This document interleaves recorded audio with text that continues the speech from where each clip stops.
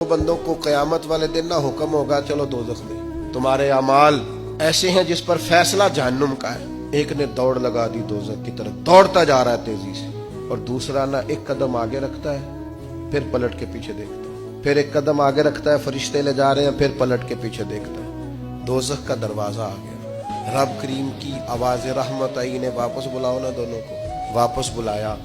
سارا کچھ جاننے والا رب پوچھتا ہے وہ جو دوڑ کے گیا تھا اسے پوچھتا ہے دوڑ کے کیوں گیا تو؟ وہ کہتا ہے مالک زندگی میں تیری مانی کوئی نہیں، سوچا چلو آج ہی مان لوں۔ اللہ کی رحمت کو جوش آیا، فرمایا اسے تو بھیجو نا جنت میں۔ چلو اس وقت ہی صحیح اطاعت کا جذبہ تو بیدار ہوا نا۔ دوسرے سے پوچھا بھائی تو کیوں نہیں جا رہا تھا؟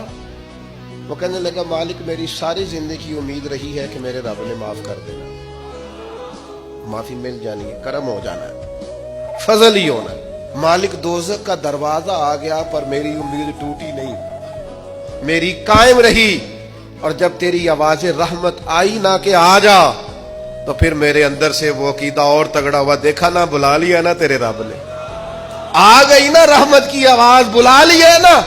تو اللہ کریم نے فرمایا فرشتوں اس کے سارے گناہوں پر قلم پھیر دو، جو میری رحمت کی اتنی امید رکھے اسے دوزخ میں نہیں جنت میں داخل کیا جاتا ہے۔